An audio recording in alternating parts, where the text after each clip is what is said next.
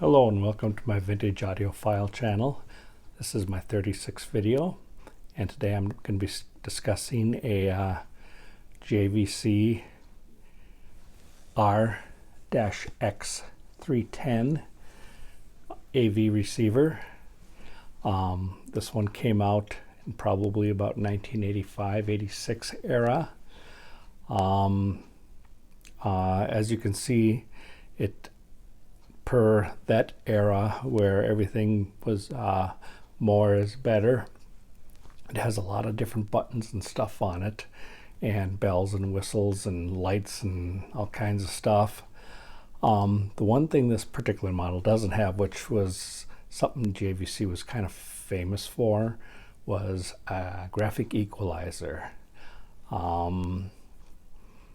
Dating back to the 70s already, the early mid 70s, they were putting equalizers on almost all of their equipment. I think farther up in the line that you go in this particular model, they did have separate equalizers put into them, but this one doesn't. It has slide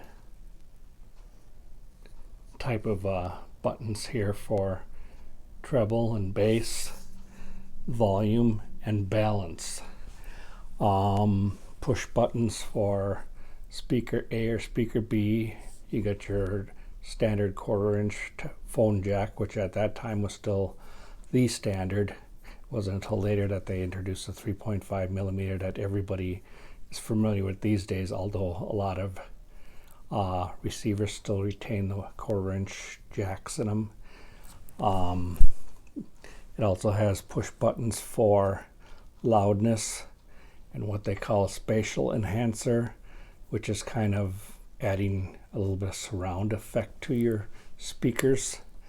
Kind of primitive sound effect, but it was the precursor to today's surround sound. And then a mono stereo button.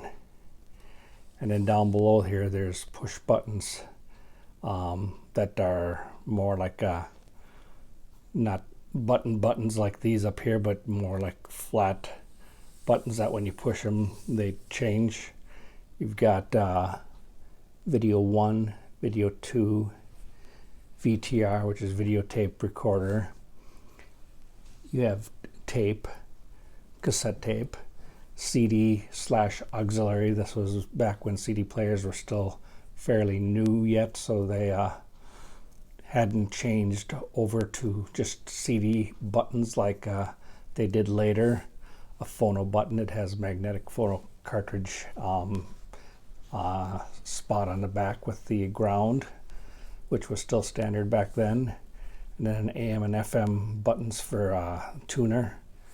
Then you've got a stop level, which is basically allowing for you to either go low or high as far as what amount of dBs you have on your channel thing up here to stop on a station when it detects a station.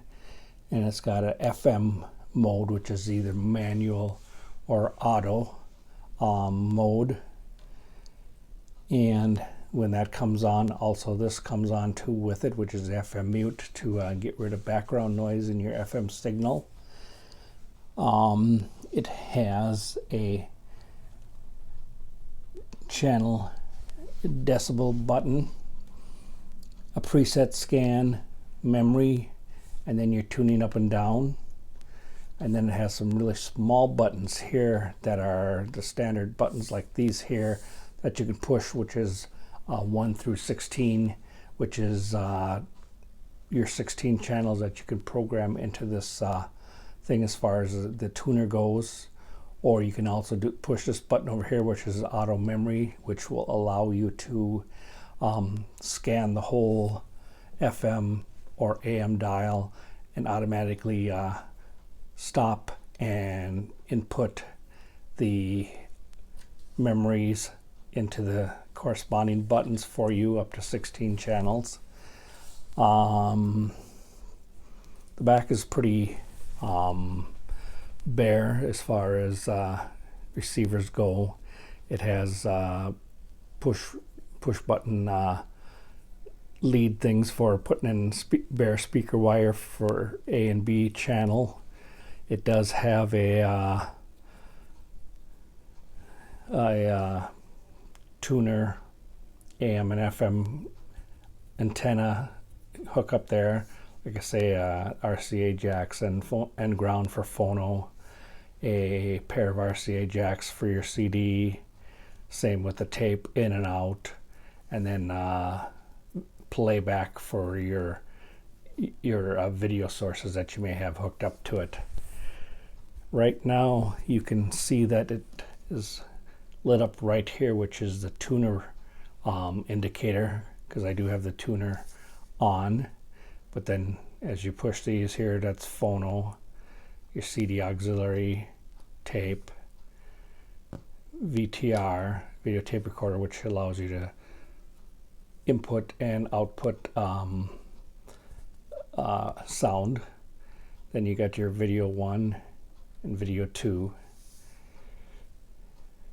We'll put it back onto the tuner. As you can see, also I've got a CD player hooked up to it, which is also a JVC, and that is a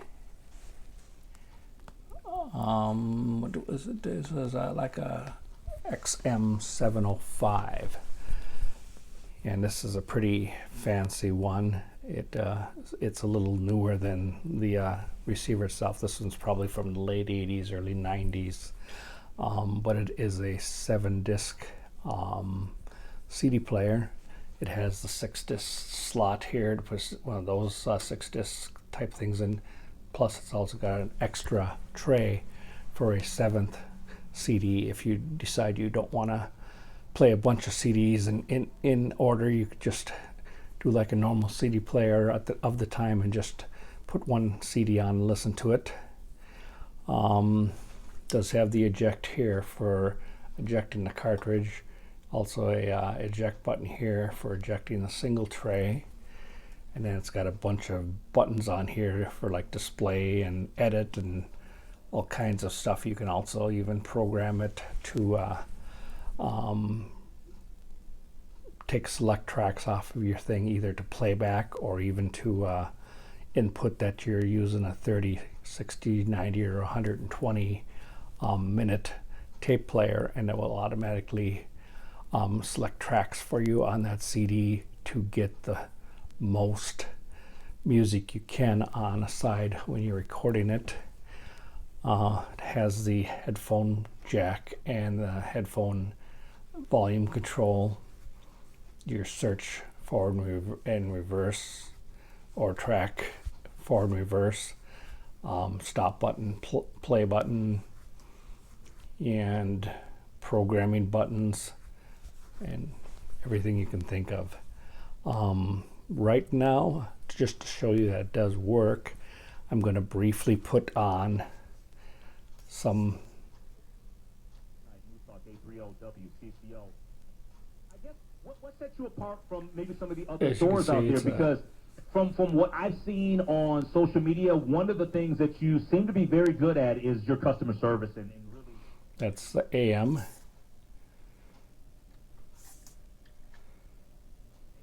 You've got a number of them that want to There's open the doors FM. now, right? And we already know Florida is in play. That's where Fight Out. Gonna put it onto CD here and play just a brief beginning of a track on this particular CD.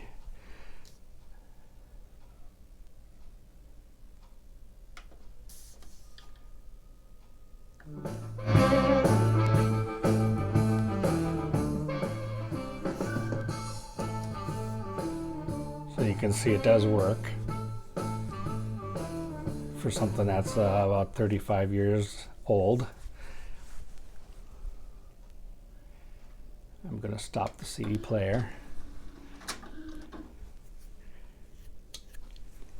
And as you can see, everything's working on it. It works fine. It's a real workhorse.